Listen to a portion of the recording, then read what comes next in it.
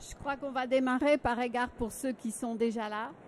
Donc, je m'appelle le docteur Sylvia Benzaken, je suis du CHU de Nice, je suis médecin et je suis en particulier coordonnateur de la gestion des risques associés aux soins et présidente de l'instance de pertinence à la RS PACA et au Collège de santé publique, du Haut Conseil de santé publique. Donc je suis ravie aujourd'hui et surtout très contente de pouvoir présenter à tous. Je ne sais pas que dans l'assistance des directeurs, des professionnels médicaux, des présidents de CME, le sujet de l'accréditation des disciplines à risque. Donc accréditation, c'est une évaluation externe. Discipline à risque, c'est le sujet de toutes nos professions, de toutes nos disciplines médicales et soignantes. Et en équipe, c'est aussi un sujet pluriprofessionnel. Donc, je vais laisser très vite la parole à mes deux intervenants. Donc, à ma droite, le docteur Laetitia May-Michelangeli, qui va vous se présenter et qui est à la HAS, directrice de la qualité et de la sécurité des soins. Et à ma gauche, le professeur Philippe Michel, qui dirige aux Hospices civils de Lyon les démarches qualité, gestion des risques et qui est professeur de santé publique. Donc tout de suite, Laetitia, le premier exposé. Bonjour à tous. Donc je me présente, le docteur Laetitia May-Michelangeli. Et donc vous voyez un titre tout à fait provocateur, accréditation des médecins et des équipes médicales. Vous aimiez la V1, vous allez adorer la V2. Donc j'espère que vous allez sortir avec cette idée d'adorer la V2. Merci. Alors, ce qui ne change pas entre l'ancienne version et la version et ce qui reste immuable, c'est le programme d'accréditation qui est un programme volontaire de gestion des risques pour un certain nombre de disciplines à risque. On l'a cité, en fait, aujourd'hui, ce sont des spécialités chirurgicales, des spécialités interventionnelles, d'anesthésie-réanimation et d'échographie fétale. Mais est important qu'en établissement de santé, et évidemment c'est pour ça que ça intéresse les CHU. Ce qui est important, c'est que chaque spécialité, tant qu'elle n'a pas un organisme agréé de pair, en fait ne peut pas proposer de l'accréditation à des médecins.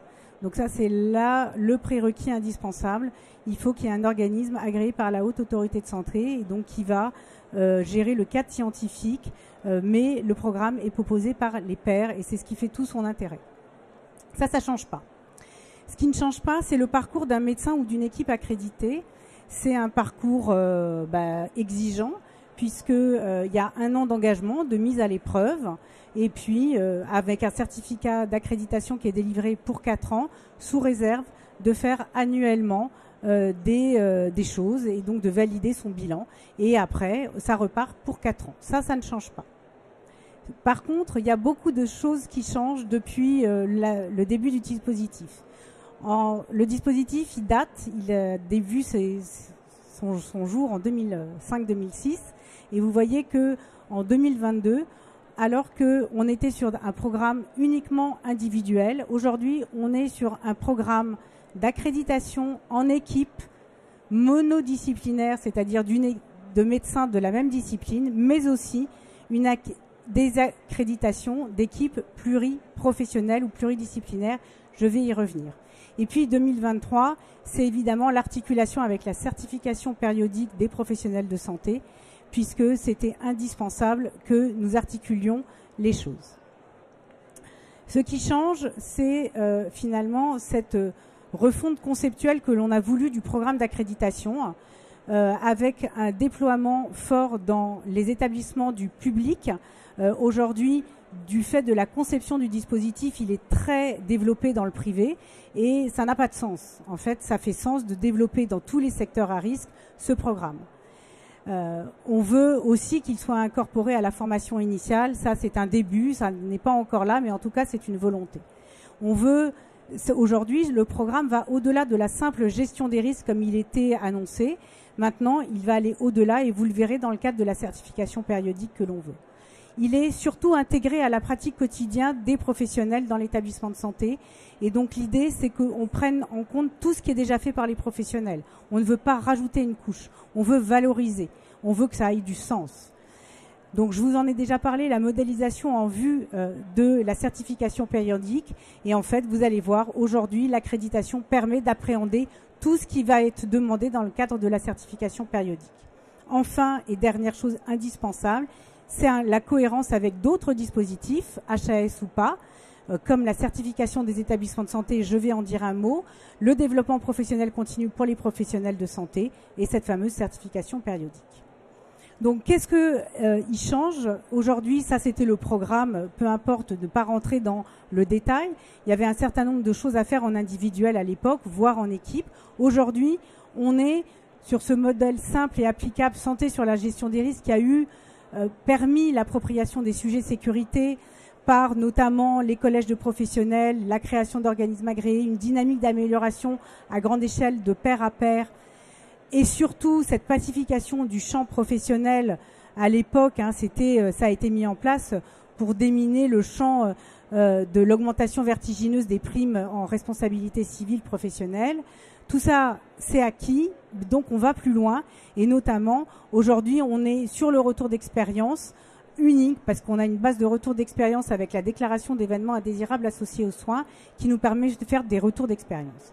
Mais là, ce nouveau programme, aujourd'hui, de ce modèle-là, qui a toujours du sens, on va beaucoup plus loin parce qu'on intègre, pour ceux qui ont déjà entendu parler de la certification périodique, les deux briques qui manquaient pour que ça ait sens, la santé du professionnel et la relation avec le patient. C'est extrêmement important parce que, évidemment, ça fait sens pour les professionnels, ça fait sens pour la sécurité des patients et ça fait sens pour la qualité des soins. Alors, en pratique, et c'était ce qui m'était demandé d'essayer de voir, c'est comment faire. Eh ben, c'est pas difficile. D'abord, une équipe, elle doit s'engager. Alors, une équipe, d'abord, il faut une motivation individuelle, bien sûr, collective, bien sûr. Et une fois que l'équipe a cette motivation individuelle pour chaque individu qui vont aller dans l'équipe et collective, elle peut être impulsée par le milieu professionnel, pourquoi pas, très fortement, mais aussi par l'établissement de santé, et je pense qu'on aura un bel exemple après. Donc l'équipe va nommer un référent de l'équipe, il faut un leader dans l'équipe, il n'y a pas de sujet, il faut un leader, il n'y a pas de leader, il n'y a pas d'équipe. Donc ne mettez pas en place une équipe s'il n'y a pas de leader d'une équipe. Il y aura un référent de l'équipe qui va être le lien privilégié avec l'organisme agréé. L'organisme agréé de la spécialité, puisque au départ, on va capitaliser sur une équipe de médecins, mais on va pouvoir l'élargir.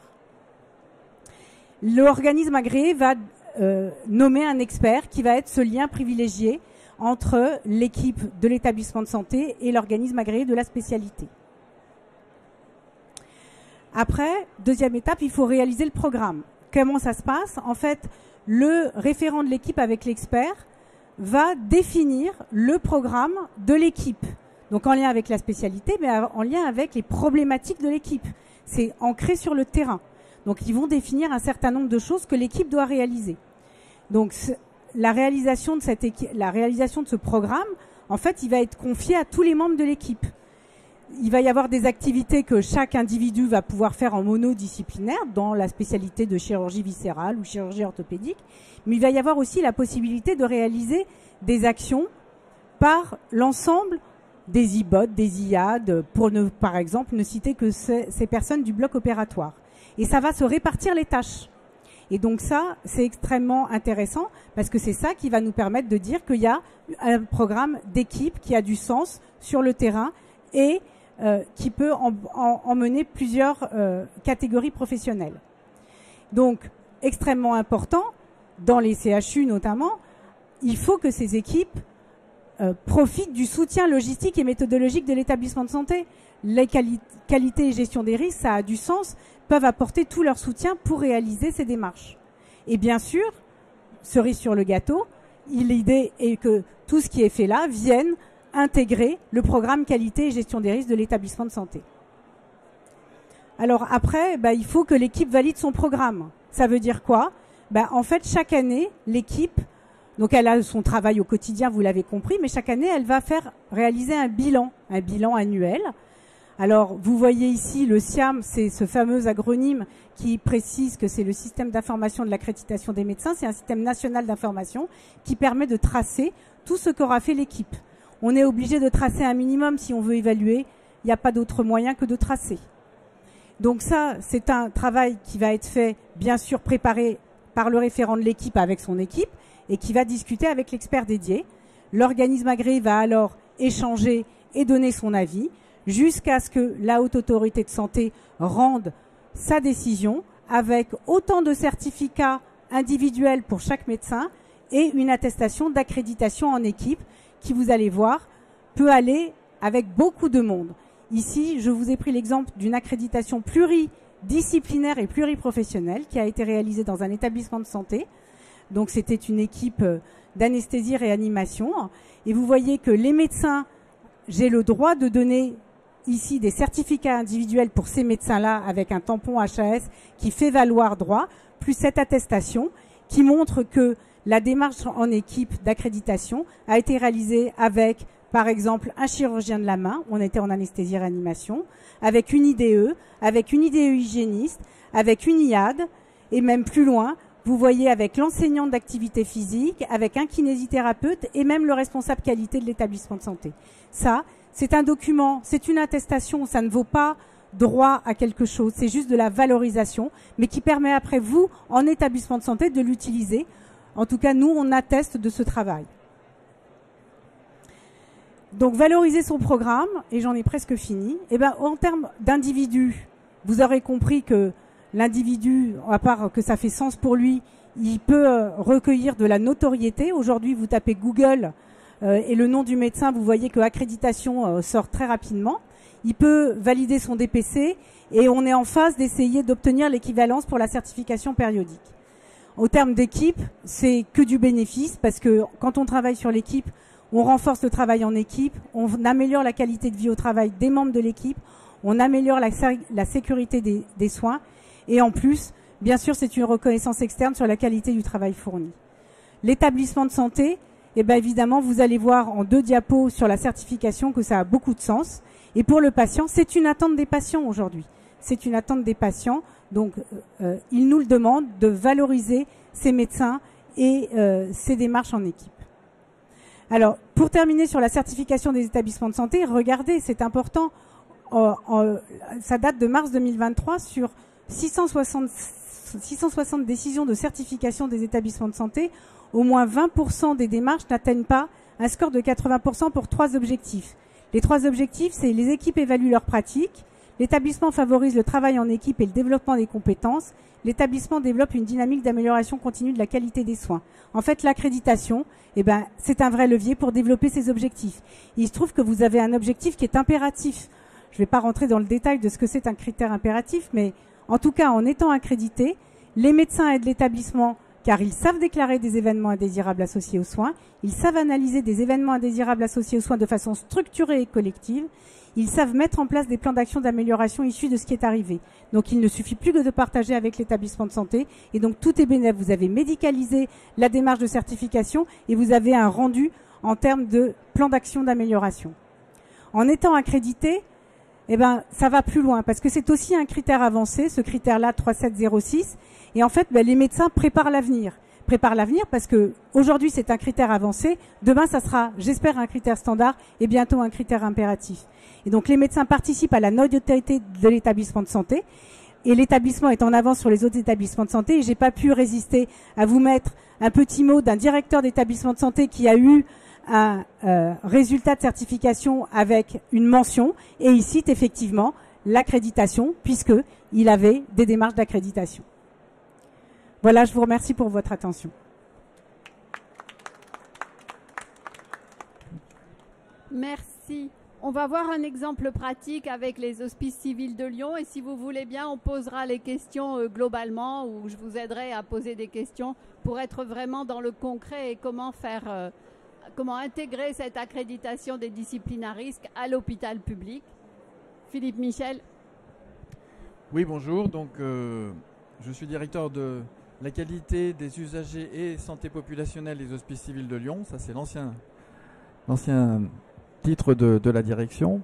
En effet, en complément de ce que vient de vous dire Laetitia May, l'idée c'était de vous présenter un témoignage d'un établissement de santé dans lequel des équipes se sont inscrites dans cette démarche d'accréditation en équipe. Donc on va regarder la vidéo du témoignage, hein, les chefs de service, donc Jean-Christophe Sorin qui est chef de service en hépatogastro-entérologie des Hospices civils de Lyon, et François Coton qui est chef de pôle de l'imagerie aux Hospices civils de Lyon. François Coton a engagé la totalité des équipes d'imagerie des Hospices civils de Lyon dans cette démarche. Donc on va d'abord regarder la vidéo et j'en ferai quelques commentaires après.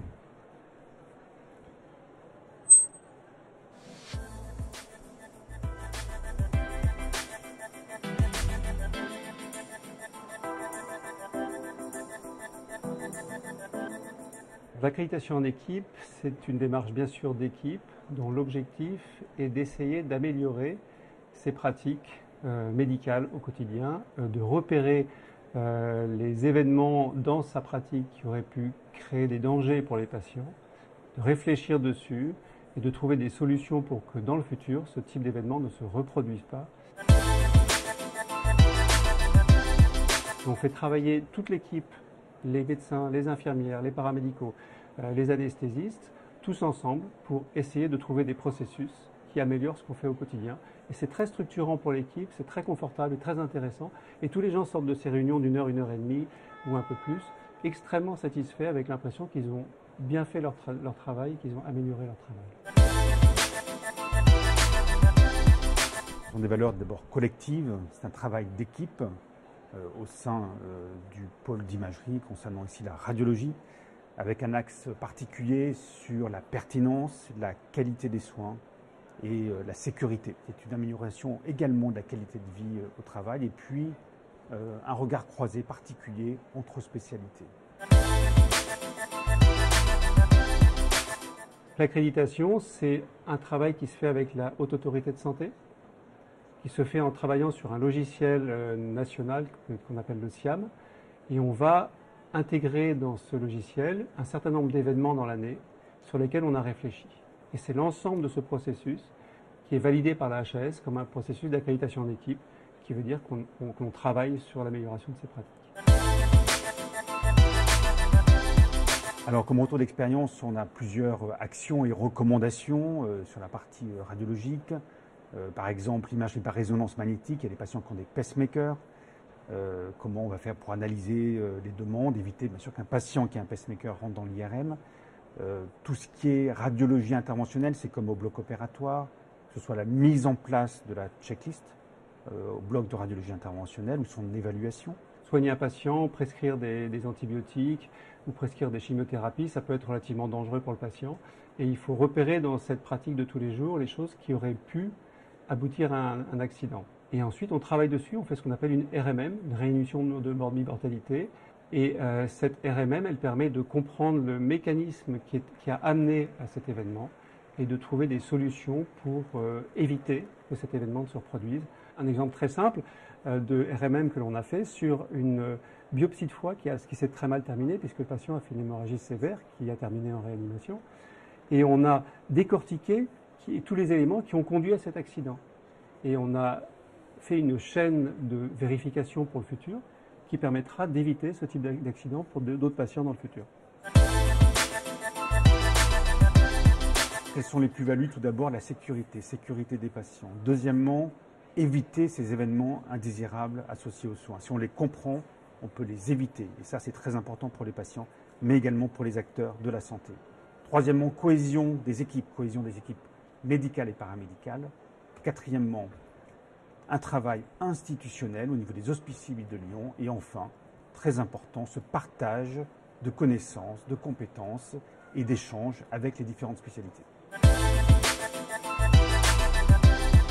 Pour toutes les raisons que vous venez d'entendre, les Hospices civils de Lyon souhaitent promouvoir fortement l'accréditation en équipe.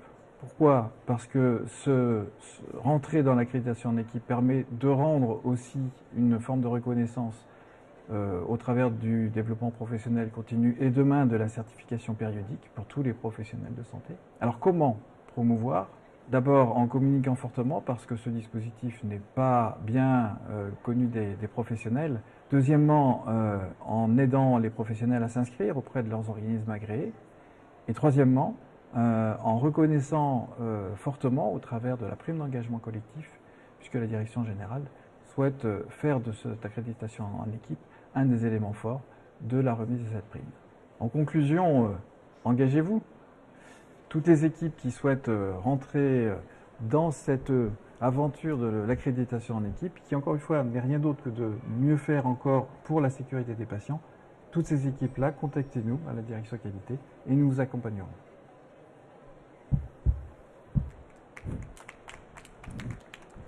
Donc vous voyez, ça s'apparente un peu à une vidéo promotionnelle, hein, interne aux Hospices Civils de Lyon. En tout cas, on l'a conçue comme ça, même si cette vidéo a été tournée pour cet événement ici à Santexpo. Mais l'idée, évidemment, c'est de réutiliser ce support parce que, effectivement, les témoignages des deux chefs de service sont extrêmement positifs. Alors, vous allez me dire, mais finalement, et on l'a vécu aussi aux Hospices Civils de Lyon, c'est quand on parle de cette accréditation en équipe, les équipes nous disent, bon, vous nous dites de faire ce qu'on fait déjà, donc c'est quoi la plus-value? Et donc c'est une grande partie des raisons pour lesquelles on a consacré un chapitre dans le film sur les plus-values, même si elles sont abordées assez rapidement.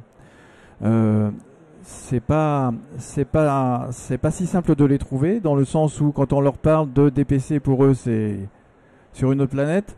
Quand on leur parle de certification périodique, et ça a vraiment, de mon point de vue, une forte valence, parce que demain ça sera une contrainte beaucoup plus importante que n'est le DPC aujourd'hui.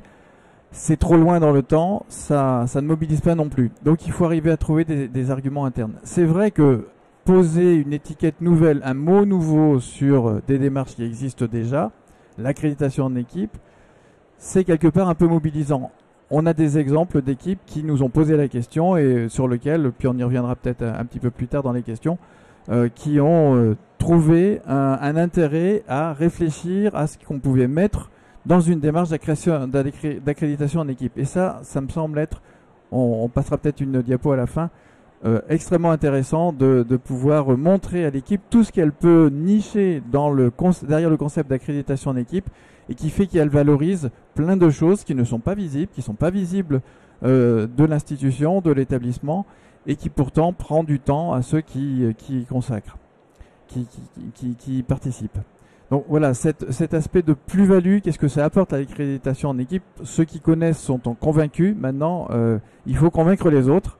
Et c'est l'objectif de cette vidéo, de cette présentation et puis de communication qui vont être faits de façon assez large, au moins dans notre établissement de santé.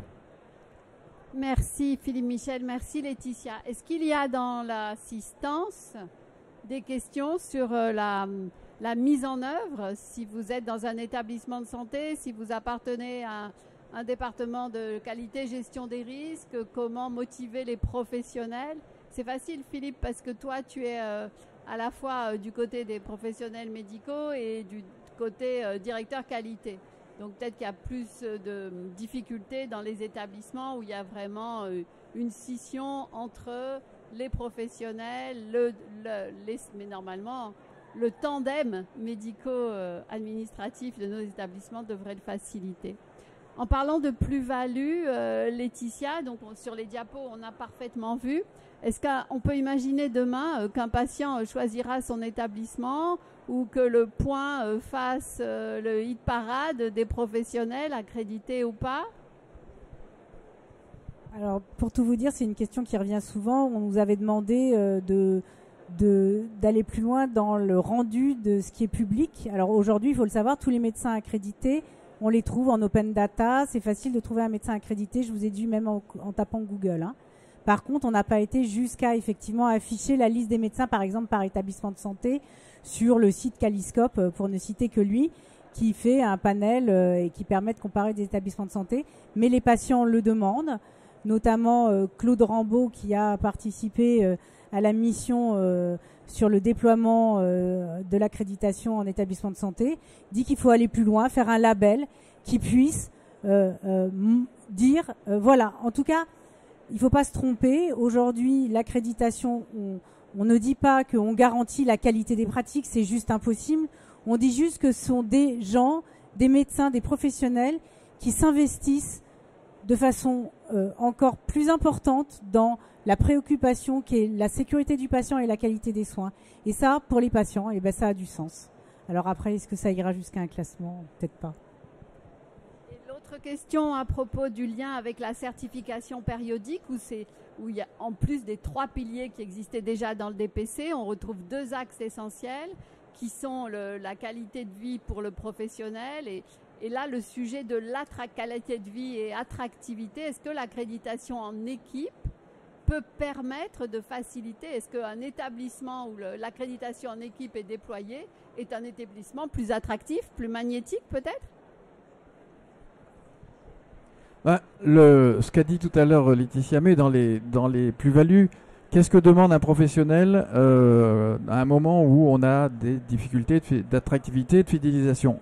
C'est de travailler dans une équipe qui est sécurisante et de pouvoir travailler dans un contexte d'équipe qui réfléchit ensemble sur un certain nombre de sujets, de dysfonctionnement, de démarches d'amélioration. C'est ça qui fait en grande partie l'attractivité ou en tout cas la fidélisation des professionnels. L'accréditation, elle répond à cette.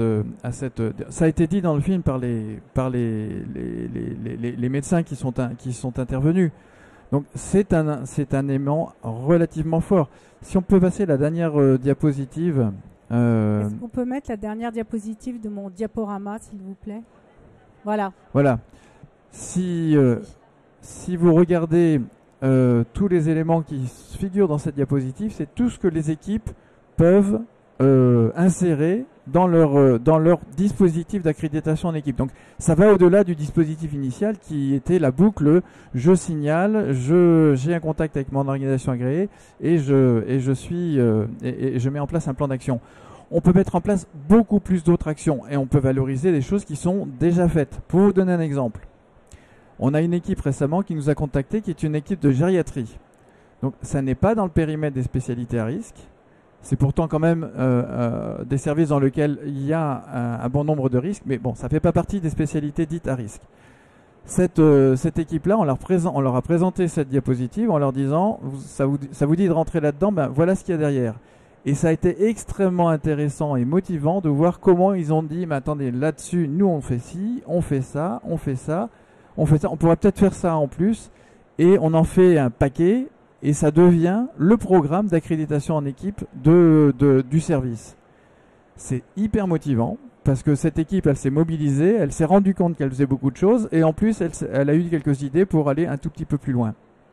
Donc c'est finalement une démarche qui est extrêmement vertueuse et dynamisante. Alors il y a des petits sujets quand même quand on est directeur de la qualité qu'il ne faut pas non plus occulter, c'est-à-dire que le signalement des événements indésirables, qui est une des briques, on l'a vu, mais qui est quand même quelque chose d'important, se fait sur un logiciel qui est SIAM national, ce qui fait que nous, en interne dans l'établissement, on souhaiterait aussi avoir ce signalement. Ça fait partie des choses sur lesquelles on aimerait travailler et avoir la connaissance de ce qui est signalé. Alors ça, c'est un petit sujet sur lequel, effectivement, il faut qu'on travaille. Il n'y aura pas d'interfaçage entre le SIAM et l'ensemble des éditeurs parce que c'est un travail trop important. Donc c'est à nous de trouver des solutions en interne pour avoir aussi cette information dans notre système d'information. C'est finalement peut-être le petit sujet qui nécessite d'être discuté. La mise en œuvre pratique et les systèmes d'information à connecter.